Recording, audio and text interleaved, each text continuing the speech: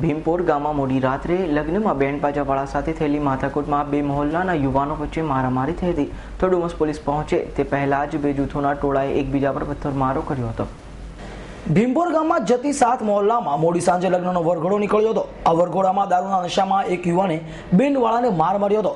આ અંગે ગામના એક યુવકે તેને સમજાવવાનો પ્રયાસ કરતા પરંતુ તે પણ માર મારતા મામલો ઉગ્ર બન્યો હતો અને ગામના યુવકે લાલ મહોલ્લામાંથી અન્ય યુવકોને બોલાવતા બંને જૂથો વચ્ચે લોહિયાળ જંગ ખેલાયો હતો.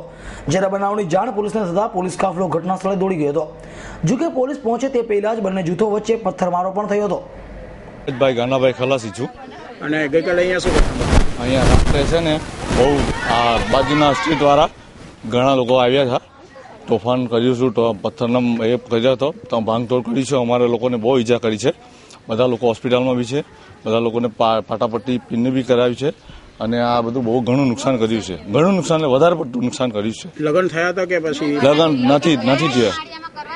લગ્ન થયા નથી. લગ્ન અમારે ત્યાં અહીંયા ચાલુ હતા લગ્ન.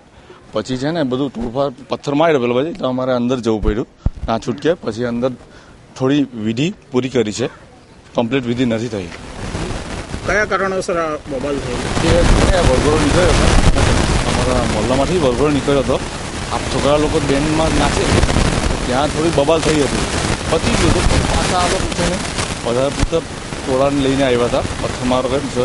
અમારા લોકોને બધા લોકો બી આવ્યા હતા પણ આ બાજુ પથ્થરમારો કર્યો તોફાન કરીને. અમારે ત્યાં સંજીવનીમાં છે અને એક રાધિકામાં છે. કેટલા જણા છે? અમારે 3 જણા છે. પોલીસે શું કાર્યવાહી કરાવી? પોલીસે પૂછતાછ કરી, કશું કાર્યવાહી નથી કરી. અમે લોકો જવાબ આપ્યા એનો ઉલટો એ લોકો સવાલ કરીને અમને ચૂપ કરાવ્યા છે. ફરિયાદ દાખલ કરાવી છે. અત્યાર સુધી કોઈ આરોપીને પકડવામાં આવ્યા છે? ના, કોઈ હાલ તો ભીમપોર ગામના અંજાબ પરિસ્થિતિ છે. જો કે પોલીસે રાયોટિંગનો ગુનો નોંધી બંને જૂથોના કેટલાક લોકોની અટકાયત કરી હોવાનું જાણવા મળ્યું છે. Bureau report S9 news, Surat.